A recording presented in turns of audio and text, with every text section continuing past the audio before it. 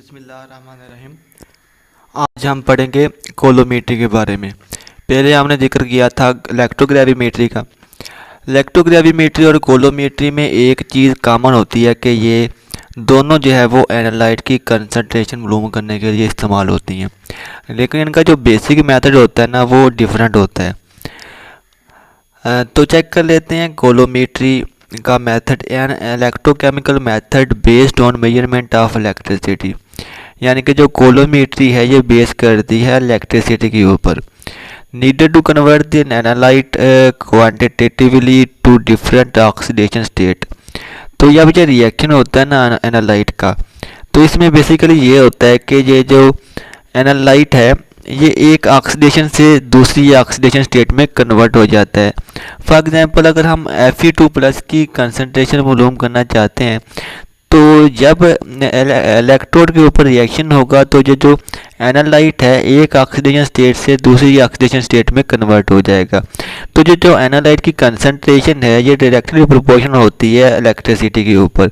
तो जितनी ज़्यादा इलेक्ट्रिसिटी पास आउट होगी सेल के अंदर उतना ही एनालाइट की कंसंट्रेशन सेल के अंदर ज़्यादा होगी। And external potential is applied from external source forcing a non spontaneous reaction in electrolytic cell. क्योंकि हम कोलोमेट्री के लिए इलेक्ट्रोलाइटिक सेल का इस्तेमाल करते हैं, इसलिए हमको नॉन स्पॉन्टेनियस रिएक्शन को जनरेट करना पड़ता है। तो इस मकसद के लिए हम एक एक्सटर्नल पोटेंशियल सोर्स इस्तेमाल करते हैं जो कि सेल के साथ अटैच करते हैं और ये फोर्स करता है सेल को रिएक्शन के लिए। तो जी अगर एनालाइट जो है वो डिपेंड करता है कि कौन सा रिएक्शन होगा। इसमें रिडॉक्स रिएक्शन भी हो सकते हैं, सॉरी ऑक्सीडेशन रिडक्शन रिएक्शन दोनों हो सकते हैं। जैसे कि जो कॉपर है ये इसके ऊपर रिडक्शन हो रही है जबकि फेरिक जो है वो उसके ऊपर ऑक्सीडेशन हो रही है। तो दोनों केसों में एनालाइट की कंसंट्रेशन मालूम की जा सकती है, यानी कि ऑक्सीडेशन की सूरत में भी और रिडक्शन की सूरत में भी।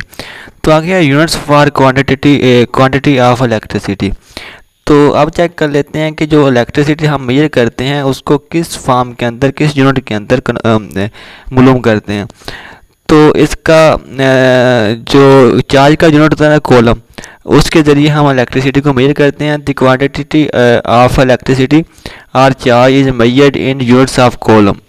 ए coulomb is the quantity of electricity sorry charge transported in 1 second by a constant current of 1 ampere. ये कोलम की डेफिनेशन है।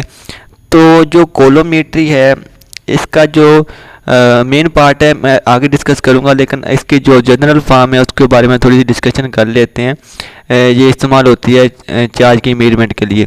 तो ये जो कोलोमेट्री है इसके अंदर दो तरह की कोलोमेट्री हो सकती है। एक तो कांस्टेंट करंट होती है और एक होती है वेरिएबल करंट, जिसके लिए हम कांस्टेंट वोल्टेज यूज़ करते हैं। ये जो कांस्टेंट करंट होती है इसमें जो करंट होता है हम as a function of time मालूम करते हैं। तो इसमें जो टोटल चार्ज होता है वो अंडर दी जो एरिया होता है ना चार्ज और सॉरी करंट और टाइम के दरमियान में जो एरिया होता है बनता है वो चार्ज के बराबर होता है। जबकि जो वेरिएबल करंट है उसमें हमें जो करंट और टाइम के दरमियान में इंटरवल होते हैं उसको छोटे छोटे इंटरवल में डिवाइड करना पड़ता है और फिर सबको इंटीग्रेट करके एक इक्वेशन बनानी पड़ती है और जो area under of the curve होता है वो चार्ज के बराबर आता है। ये हम आगे थोड़ा सा इसके आगे बात करेंगे तो आपको मज़ीद क्लियर हो जाएगा इसके बारे में। Coulometry is governed by Faraday law. जो कोलोमेट्री है ये बेस करती है फैराडे के लॉ के ऊपर, जिसमें ये फार्मूला इस्तेमाल होता है। ये जो Na है ये एनालाइट की कंसंट्रेशन है और ये जो चार्ज है जो कि हम पास करते हैं ये डायरेक्टली प्रोपोर्शनल होता है एनालाइट की कंसंट्रेशन के ऊपर। जितनी ज़्यादा एनालाइट की कंसंट्रेशन ज़्यादा होगी उतना ही चार्ज का भाव ज़्यादा होगा। और ये नंबर ऑफ इलेक्ट्रॉन है जो कि हाफ सेल के अंदर जो इस्तेमाल होते हैं और ये जो फैराडे कांस्टेंट है जिसकी वैल्यू 96,487 कोलम पर मोल होती है। तो ये इसका बेसिक जो है वो यूनिट होता है, इसके ज़रिए हम जो है वो कोलोमेट्री की मेजरमेंट करते हैं।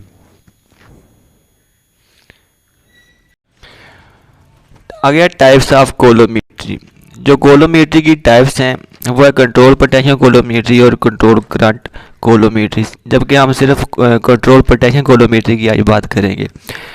कंट्रोल पोटेंशियल कोलोमीटरी में जो पोटेंशियल होता है वो कंट्रोल रखा जाता है, और ये इसके प्लस पॉइंट है कि जो पोटेंशियल होता है जब इसको हम कांस्टेंट रखते हैं तो जो एनालाइट है वही ऑक्सीडाइज या रिड्यूस होता है, जबकि दूसरी इम्प्योरिटीज़ वगैरह जो है वो ऑक्सीडाइज या रिड्यूस नहीं हो सकती। इसलिए हम जो है वो 100% जो है वो करंट एफिशिएंसी ऑब्टेन कर सकते हैं कंट्रोल पोटेंशियल कोलोमीटरी की मदद से।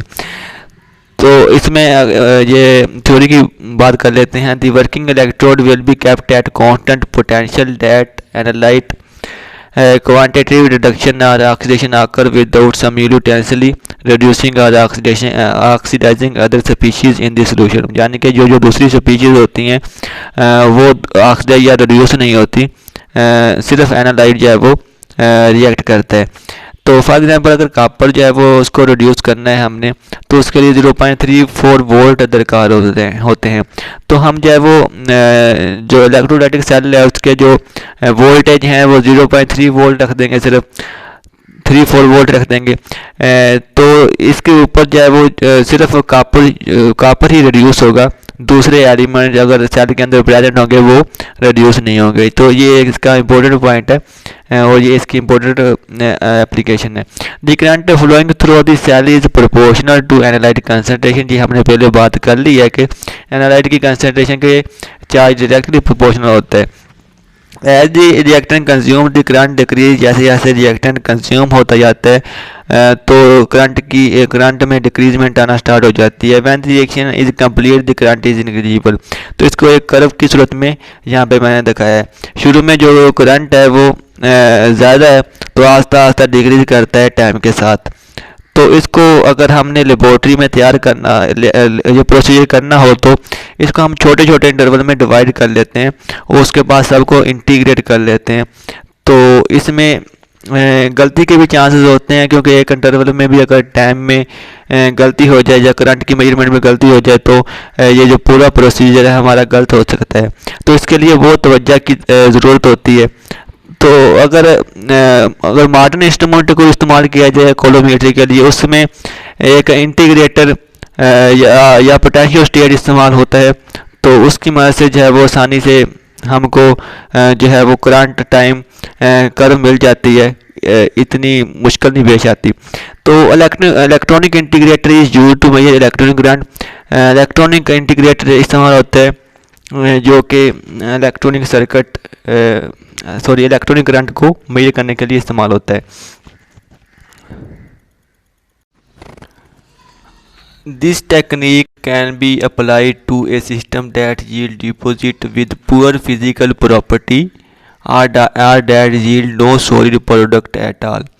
यानी कि ये जो कंट्रोल पोटेंशियल कोलोमीटरी होती है ये उन एलिमेंट्स या उन एनालाइट के लिए इस्तेमाल होती है जिनके अंदर डिपोजिशन की प्रॉपर्टी कम होती है या वो सॉलिड प्रोडक्ट नहीं बना सकते। तो इनके लिए ये जो कोलोमीटरी है वो इस्तेमाल हो सकती है। आगे है इसकी इंस्ट्रूमेंटेशन। तो इसकी इंस्ट्रूमेंटेशन देख लेते हैं। इनके अंदर एक वेरिएबल डीसी वोल्टेज होता है जिसका काम होता है कि वो वोल्टेज को अप्लाई करना। और यहाँ पे कोलोमीटर है। कोलोमीटर कोई भी हो सकता है, गैस सेंसिंग इलेक्ट्रोड भी हो सकता है, गैस सेंसिंग कोलोमीटर भी हो सकता है, और यहाँ पे आयोडीन कोलोमीटर भी हो सकता है। ये डिपेंड करता है कि हम कौन सी प्रोडक्ट को मेजर करना चाहते हैं।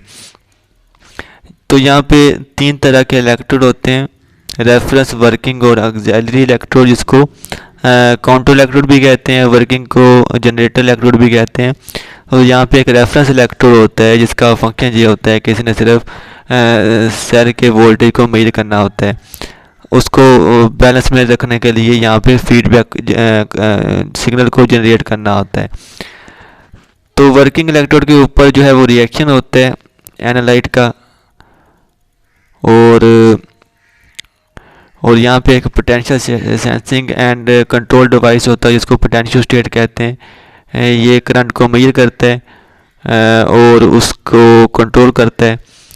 तो the axially counter electrode which is made of platinum, जो एक्सियली इलेक्ट्रोड होता है वो प्लैटिनम का बना होता है, सेपरेटेड बाय साल्ट ब्रिज, और ये सेपरेटेड होता है साल्ट ब्रिज की मदद से from the working electrode. Mostly silver chloride is used as a reference electrode. तो जो रेफरेंस इलेक्ट्रोड होता है वो सिल्वर क्लोराइड का बना होता है। We determine current as a function of time and determine area under the curve. तो यानी जो करंट है उसको हम as a function of time मालूम करते हैं। तो इसके अंदर जो करंट होता है उसको हम छोटे छोटे इंटरवल बना के उनको टाइम के साथ कंपेयर करते हैं। तो जो एरिया बनता है अंडर द कर्व वो चार्ज के बराबर होता है। पोटेंशियो स्टेट का जो इम्पोर्टेंट पार्ट होता है वो होता है कंट्रोल एम्पलीफायर। कंट्रोल एम्पलीफायर के दो फंक्शन होते हैं, एक तो ये सेल के वोल्टेज को मेजर करता है और दूसरे नंबर पे ये सेल के वोल्टेज को कंट्रोल करता है। तो ये एक वेरिएबल सोर्स से अटैच होता है और वेरिएबल करंट सोर्स जो है वो इसको करंट मुहैया करता है। तो ये जो कंट्रोल एम्पलीफायर है उसको एम्पलीफाई करके सेल तक पहुंचाता है। तो जो इलेक्ट्रोलाइटिक सेल होता है उसके अंदर 3 तरह के इलेक्ट्रोड पोटेंशियो स्टेट के अंदर इस्तेमाल किए जाते हैं। तो जो काउंटर इलेक्ट्रोड होता है उसका सिर्फ एक ही फंक्शन होता है कि वो सेल को इलेक्ट्रिक करंट मुहैया करता है, उसका कोई और फंक्शन नहीं होता। तो इसका सिर्फ एक ही फंक्शन होता है कि सेल के अंदर इलेक्ट्रिक करंट का सर्किट बनाए रखना। और इन काउंटर इलेक्ट्रोड और वर्किंग इलेक्ट्रोड के दरमियान में एक साल्ट ब्रिज की फ्रिट होती है जो कि काउंटर इलेक्ट्रोड के ऊपर बनने वाली प्रोडक्ट को वर्किंग इलेक्ट्रोड के ऊपर बनने वाली प्रोडक्ट से बचाती है। जो वर्किंग इलेक्ट्रोड है इसको जनरेटर इलेक्ट्रोड भी कहते हैं। और यहाँ पे रिएक्शन होता है एनालाइट का जो कि हमें डिज़ायर होता है, जो हमारी रिक्वायरमेंट होता है। तो यहाँ पे वर्किंग इलेक्ट्रोड के ऊपर रिएक्शन होता है और ये रेफरेंस इलेक्ट्रोड है। रेफरेंस इलेक्ट्रोड के जो वोल्टेज होते हैं वो स्टेबल होते हैं, यानी कि वो चेंज नहीं होते और ना ही यहाँ पे कोई रिएक्शन होता है। सिर्फ इसका एक ही फंक्शन होता है कि इसने वर्किंग इलेक्ट्रोड और सेल के जो वोल्टेज हैं उसको चेक करना होता है। ये एज ए रेफरेंस एक्ट करता है, इसका कोई और फंक्शन नहीं होता। इसके वोल्टेज एक ही जगह पे रहते हैं, वो चेंज नहीं होते। और ये जो रेफरेंस इलेक्ट्रोड है ये इलेक्ट्रोमीटर के साथ अटैच होता है। इलेक्ट्रोमीटर जो है वो सेल के वोल्टेज को मेजर करता है। अगर सेल के वोल्टेज कम या ज़्यादा हो तो ये जो रेफरेंस इलेक्ट्रोड से फीडबैक सिग्नल जाता है यहाँ पे इलेक्ट्रोमीटर के ऊपर और फिर यहाँ से होता हुआ यहाँ पे इन्वर्टिंग इनपुट पर जाता है। तो कंट्रोल एम्पलीफायर यहाँ पे काउंटर रिएक्ट करता है फीडबैक सिग्नल के ऊपर। तो जो कंट्रोल एम्पलीफायर है अगर तो यहाँ पे सेल के अंदर वोल्टेज कम हो तो ये यहाँ से ज़्यादा वोल्टेज को ड्राइव करेगा और यहाँ पे ज़्यादा आउटपुट प्रोवाइड करेगा।